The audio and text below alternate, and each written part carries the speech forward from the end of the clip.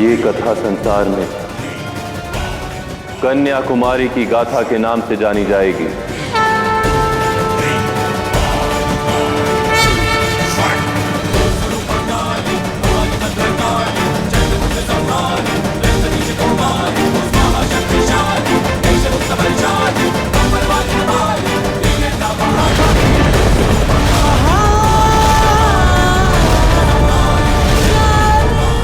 अंततः बाणासुर के अध्याय का अंत हुआ। अब तीनों लोग बाणासुर के आतंक से मुक्त हुए।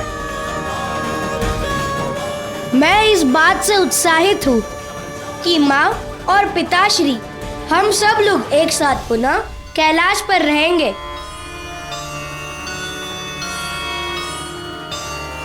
माँ, चलिए घर चलते हैं।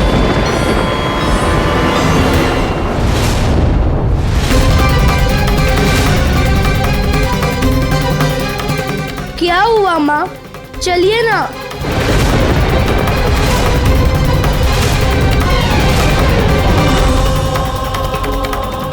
पिताश्री, माँ मौन क्यों है? कोई उत्तर क्यों नहीं दे रही है?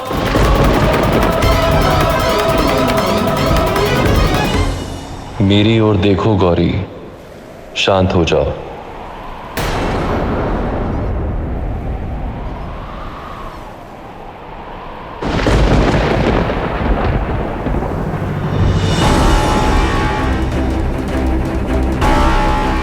मेरी भुजाएं इस महोत्सव का संगीत रचने के लिए पर्याप्त है। मेरी आपसे एक ही कामना है, मुझे स्त्री के अतिरिक्त कोई ना मार सके, और वो भी एक कुमारी हो। महाकाली के सुझाव को स्वीकार करो और अपने वरदानों को संसार की भलाई के लिए प्रयोग करो, अन्यथा अपने चयन का परिणाम शीघ्र ही भोगोगे। महादेव, मैं बाणासुर आपका आह्वान करता हूँ।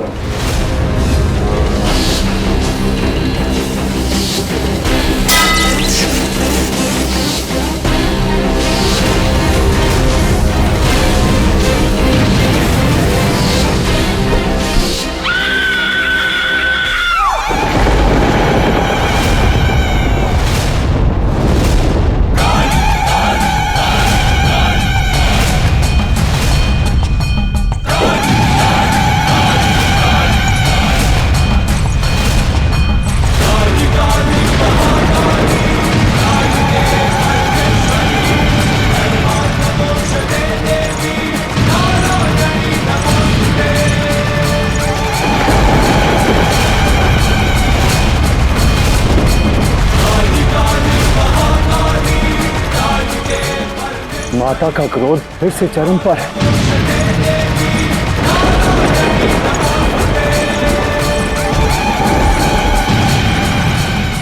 पिताश्री, बाणासुर का अंत तो हो चुका है, किंतु माँ अब भी कुपित क्यों है?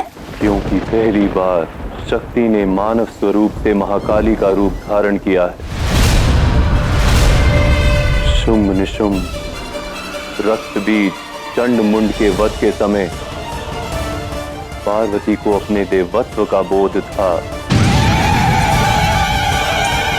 किंतु वर्तमान स्थिति ऐसी नहीं। कुमारी से महाकाली की यात्रा में कुमारी को अपनी शक्तियों का कोई बोध नहीं।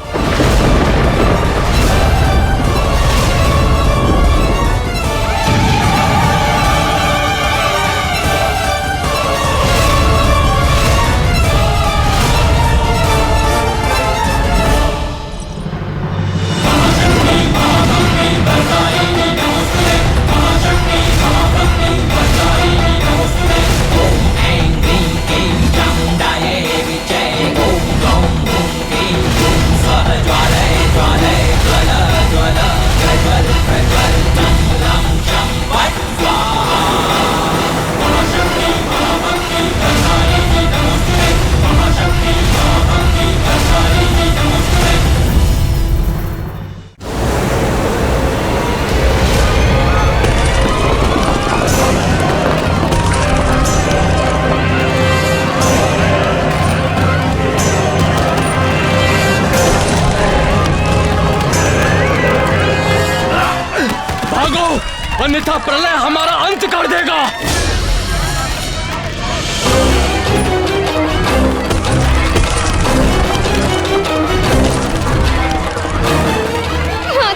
मुझे भय लग रहा है। मुझे भ्राता वासुकी के पास जाना है। पुत्री, चिंता मत करो, वासुकी अवश्य आएंगे। चलो।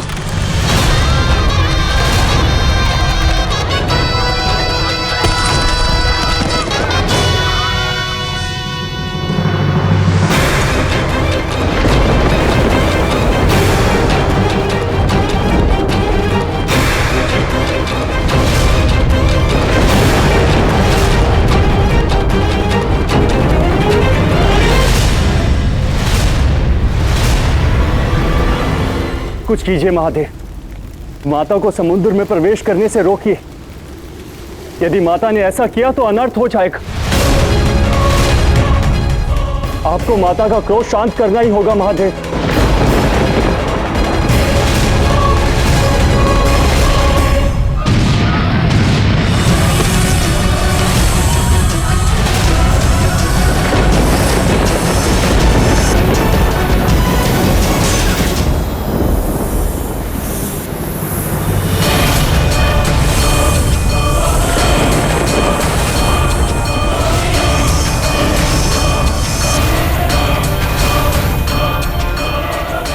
नारायण, ये क्या हो रहा है? ये सभी सर्प कहां से आ रहे हैं? केवल धरती ही नहीं, नागलोक तक भी महाकाली के क्रोध का ताप पहुंच चुका है, जिसे सह पाना असंभव है। उस ताप से भयभीत नागलोकवासी अपने लोक से बाहर आ रहे हैं।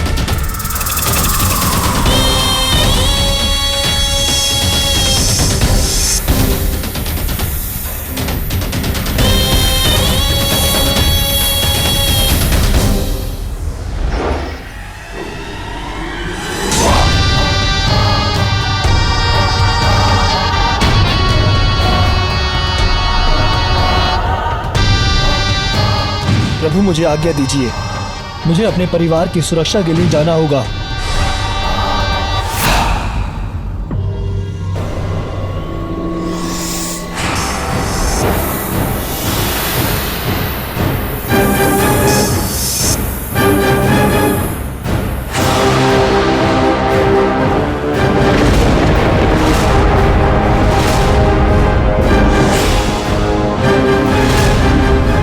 संसार के लिए महाकाली के इस प्रचंड क्रोध को सहन करना असंभव है महादेव।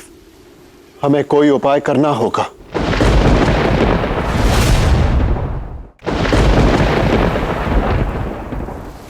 नहीं पिताश्री, स्मरण नहीं? पिछली बार माँ के क्रोध को शांत करने के लिए आपने उनको स्वयं पर पाँव रखने पर विवश कर दिया था और माता ने कहा था कि वो दोबारा ऐसा नहीं होने देना चाहती। इसीलिए मैं और ज्येष्ठ माता को शांत करेंगे। हाँ गणेश, इस बार हम माता को रोकेंगे। चलिए।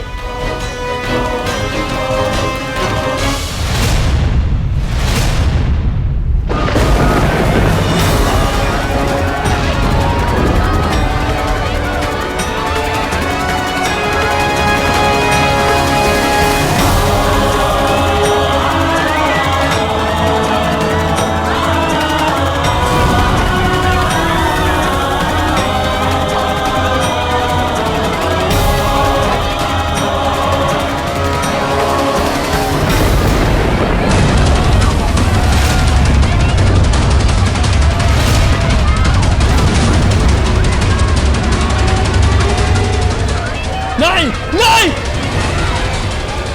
नहीं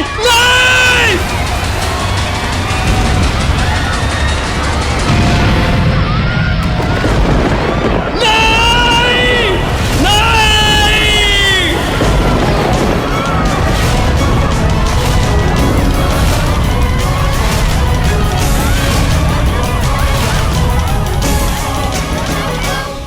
शांत हो जाइए माँ। रुक जाइए माता। कितने वर्ष अपनी माता के वियोग में काटे, अब तो अपनी संतानों को अपने साथ कैलाश पर वास करने का आनंद दीजिए। अपने क्रोध को त्याग दे माँ।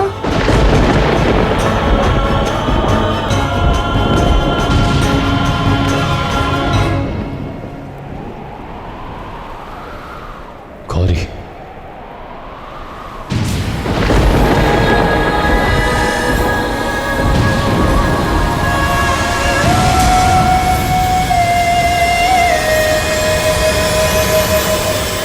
तुमने मुझसे वचन लिया था कि मैं स्वयं पर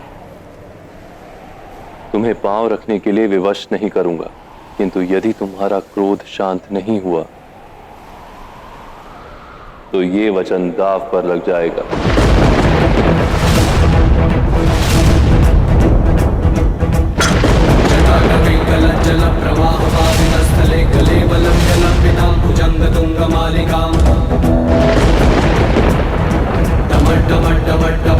टमट्टमर्वयं चकार चण्डताण्डवं तनोतु नः शिवः शिवं जटाकटाः सम्भ्रमं भ्रमं निलिप्प निर्झरी विलोलविच्चवल्लरी विराजमानमूर्धनि।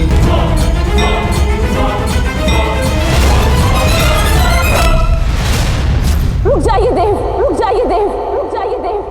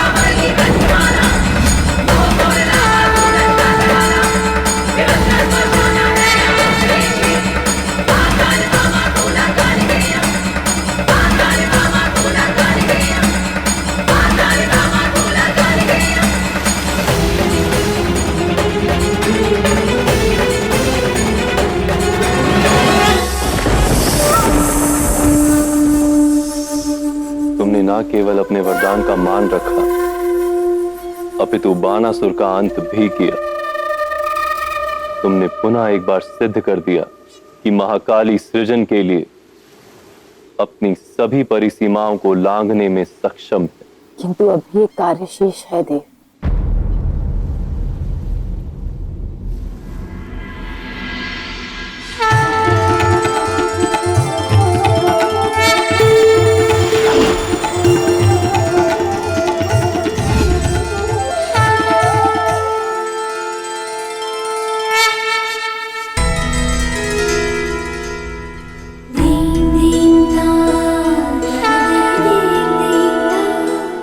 नेत्र खोलो कुमारी।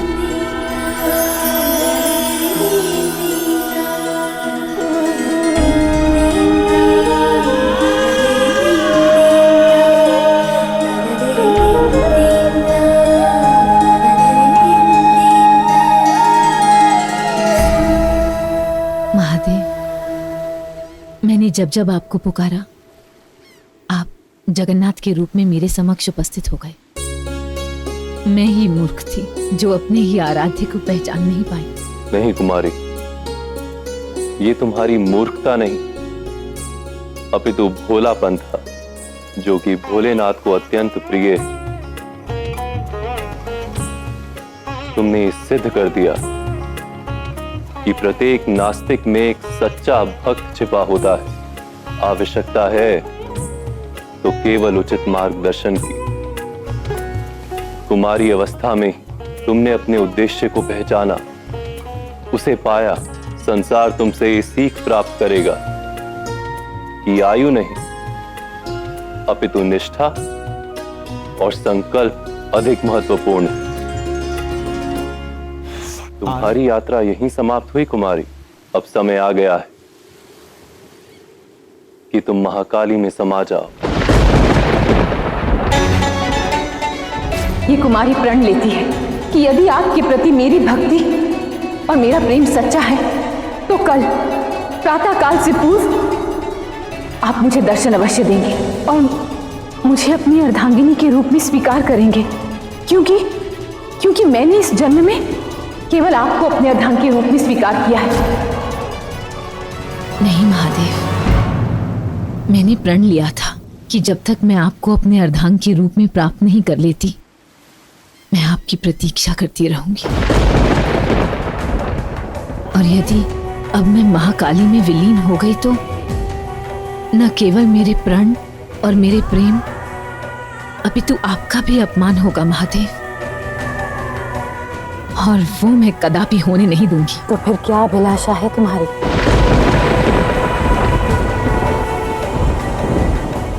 मैं कभी अपना स्थान नहीं छोड़ूंगी और यहीं सदैव महादेव की प्रतीक्षा करती रहूंगी।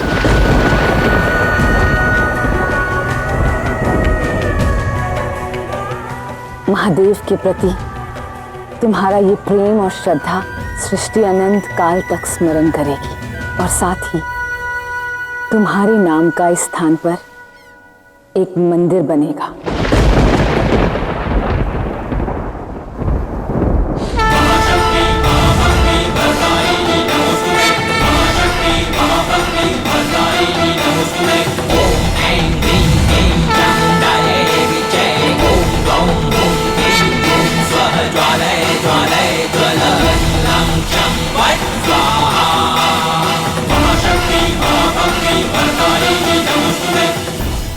आज से इस स्थान को कन्याकुमारी के नाम से जाना जाएगा और भले ही तुम महादेव को पाने का अपना प्रण पूर्ण नहीं कर पाए, किंतु जो भी कन्या इस मंदिर में आएगी वो अपना मन चाहा वर अवश्य प्राप्त करेगी। हाँ कुमारी, तुम महाकाली का एक अंश हो, इसलिए तुम संसार द्वारा एक देवी ही कहलाओगी, देवी कन्याकुमारी।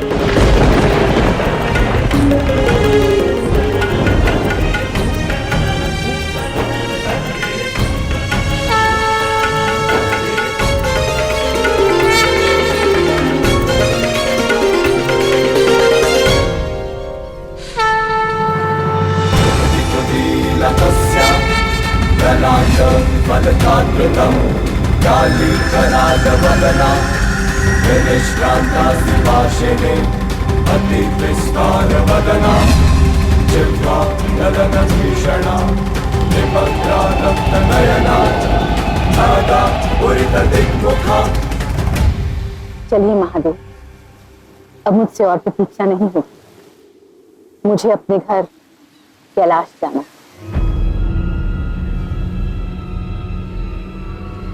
महादेव, वासुकी आपके गले में नहीं, कहाँ है वो?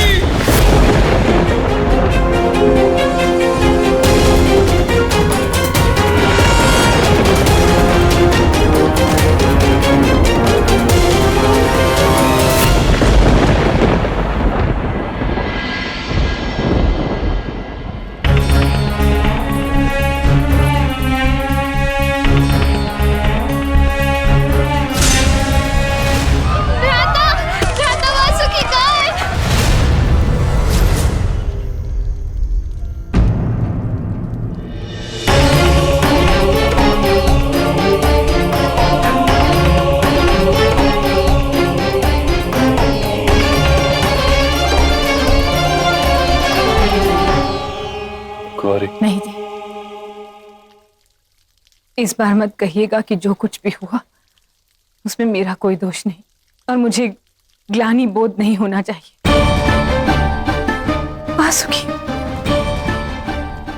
वासुकी तो हमारे परिवार के सदस्य की भांति है देव, और मैंने उसी के परिवार का अंत कर दिया।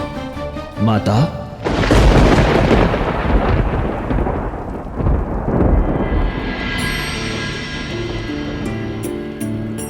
मेरे मन में आपके लिए कोई रोष नहीं है।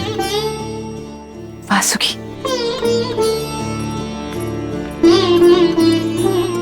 मेरे कारण ही तुम्हारे जीवन का सुख छीना है, तो अभी मेरा ही उत्तरदायित्व है वासुकी कि मैं पुनः तुम्हारे जीवन में सुख लेकर आऊं। गौरी, मैंने निश्चय कर लिया है महादेव कि मैं वासुकी को उसकी बहन अवश्य दूंगी।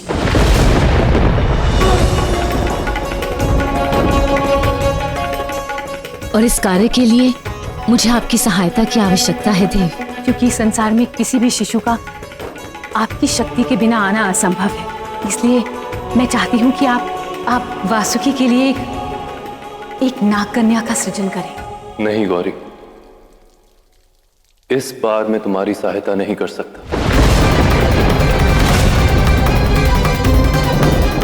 वासुकी की बहन के जन्म से एक नए संकट का उद्भव होगा, जिससे समस्त सृष्टि का काल चक्र प्रभावित होगा। और मैं अकेले वासुकी के सुख के लिए मैं संसार को कष्टों के सागर में नहीं डुबो सकता गौरी। मैं आपको आश्वस्त करती हूँ देव, वासुकी की बहन के जन्म के पश्चात जो कुछ भी होगा उसका उत्तरदायित्व मेरा। देव, क्या आप अब भी अपनी अर्धांगिनी का निवेदन स्वीकार नहीं करेंगे?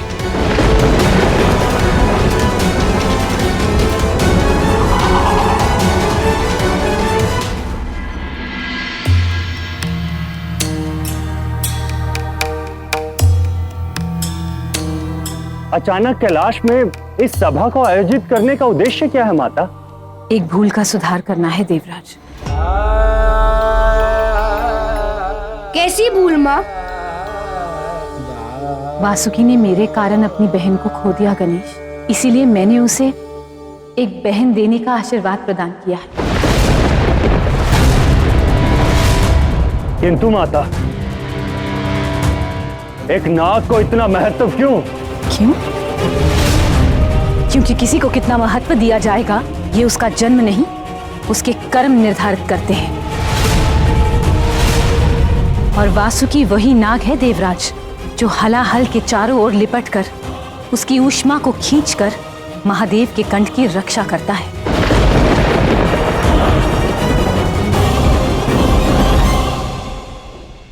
मैं जानती हूं देव, आप मेरे इस निर्णय से सहमत नहीं हैं, किंतु फिर भी अपना समर्थन देने के लिए धन्यवाद।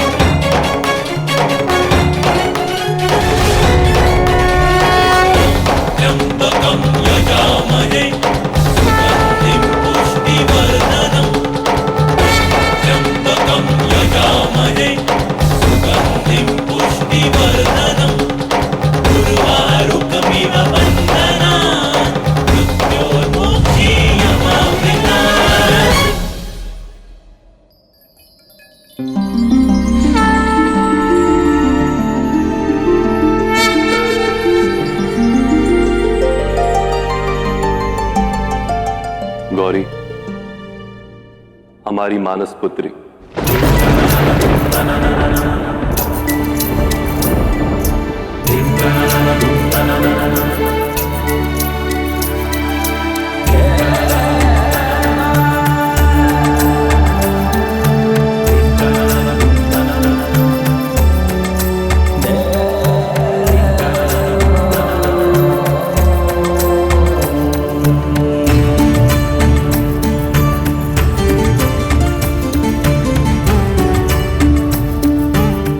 अपनी बहन को गोद में नहीं लोगे वासुकी?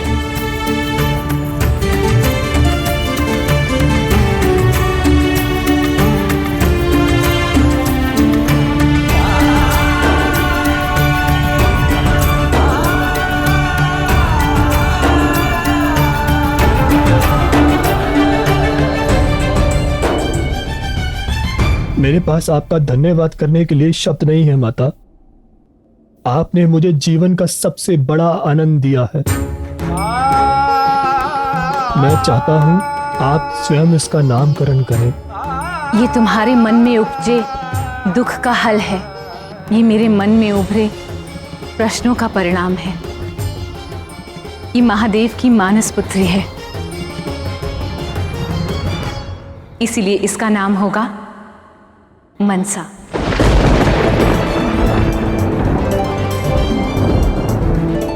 मनसा, मैं तुम्हारे साथ कुछ अशुभ नहीं होने दूंगा बहन, ये तुम्हारे भाई का वचन है।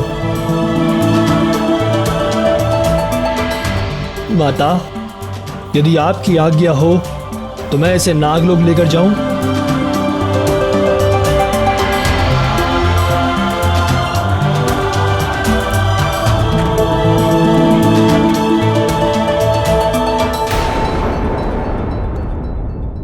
एक भयंकर घटनाक्रम प्रारंभ होने को है महादेव। जानता हूं नारायण, परंतु महाकाली ने प्रण लिया है कि सृजन के परिणाम की उत्तरदायी वो स्वयं होंगी। मुझे विश्वास है कोई ना कोई मार्ग अवश्य निकल आएगा। पार्वती की ग्लानि का अंत मनसा के जीवन यात्रा का आरंभ से भले ही हुआ, परंतु ये सच क्षण भंगु है, क्योंकि मनसा की ऊर्जा, उसकी शक्तियों के विषय में कोई नहीं जानता, ना पार्वती ना ही वासुकी।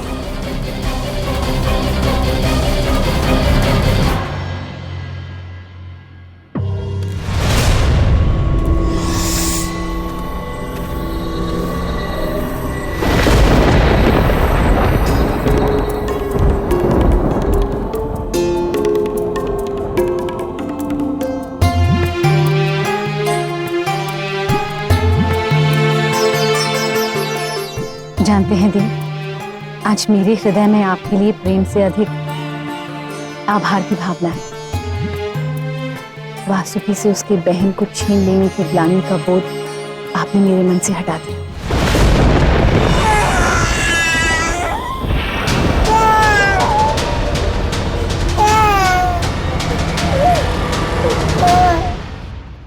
गणेश और कार्तिकेय से मुझे बहुत प्यार मिला देव, किंतु मनसा के जन्म के पश्चात मैं मातृत्व का एक अलग ही रूप अनुभव कर रही हूँ।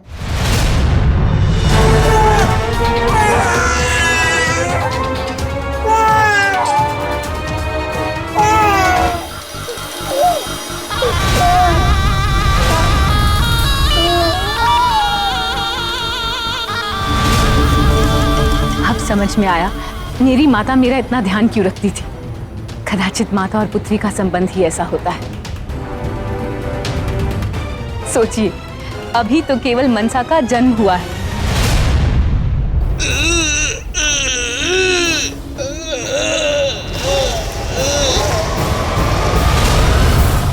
और अभी से मैं उसके भविष्य के लिए इतना कुछ करना चाहती हूँ।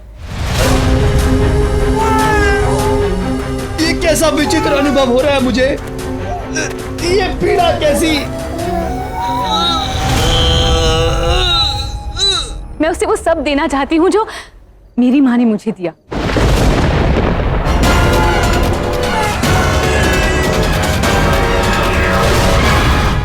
निस्संदेह उचित कहते हैं, पुत्री माता पिता के हृदय का अंश होती है ना देव?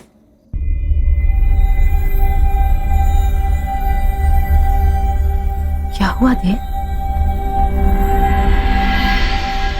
मैं तुम्हारी भावनाओं को समझता हूं गौरी, किंतु संतान अपने जीवन की पथ यात्रा स्वयं चुनती है। संतान के कर्म पथ पर हमारा वश नहीं, अपितु संतान अपने कर्म पथ का चुनाव स्वयं करती है। वो केवल और केवल संतान पर ही निर्भर करता है। और इस समय जो भविष्य तुम मनसा के साथ देख रही हो सकता है ठीक उसके विपरीत हो।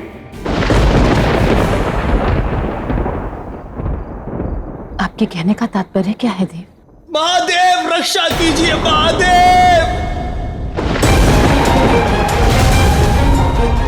देव, ये तो कदाचित वासुकी की पुकार है देव।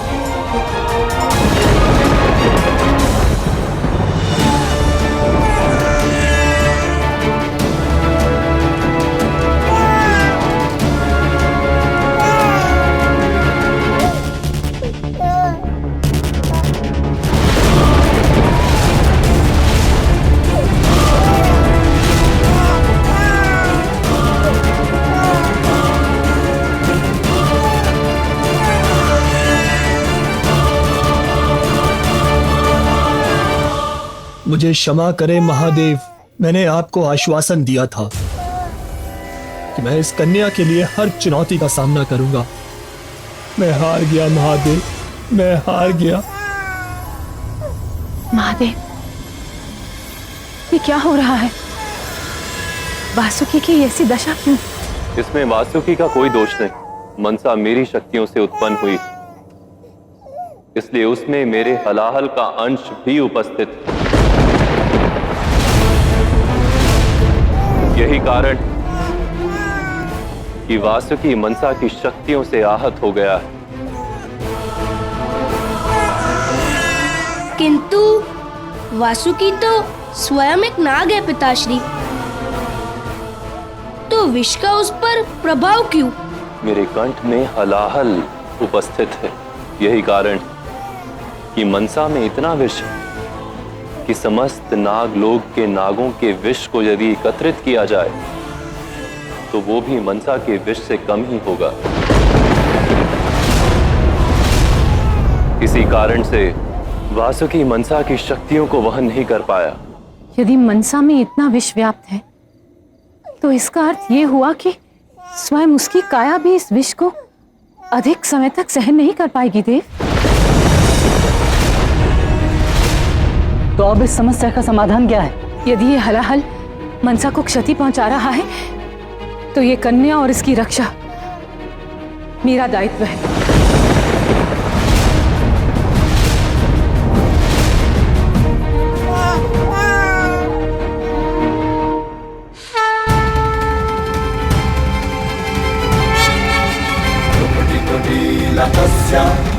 ललाट फलकाकृतम् काली करालवदना विनिष्टान्तासि पाशिने अग्निविस्तारवदना जिह्वा गगनभीषणा निपत्रा रक्तनयना नादा पुरितदिग्मुखा। आप धन्य हैं माता।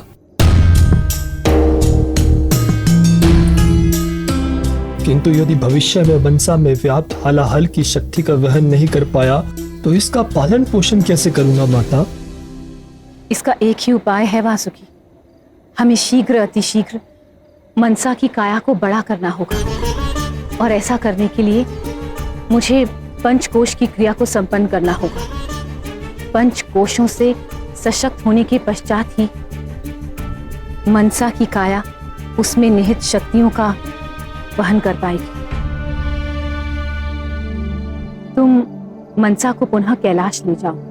कैलाश की शक्तियां और वहां उपस्थित दैविक ऊर्जा पंचकोश की क्रिया को सफल होने में सहायता प्रदान करेगी। और एक बार ये क्रिया संपूर्ण हो गई तो उसके पश्चात तुम मनसा के भाई होने का सुख अवश्य अनुभव कर पाओगे। निश्चिंत रहो वासुकी, सब उचित होगा।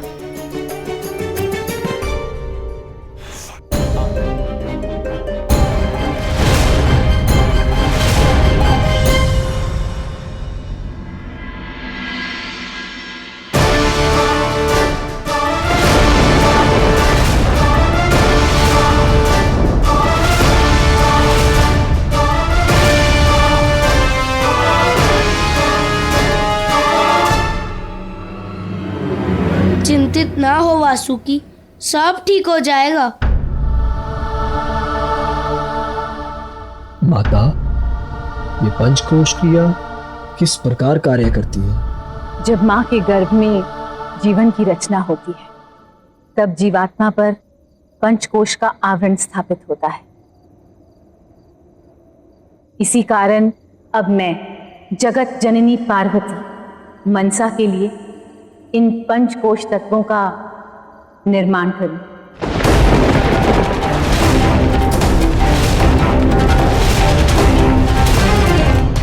जो मनसा को स्वयं में व्याप्त शक्तियों के वहन के लिए शक्ति और सामर्थ्य प्रदान करेगा।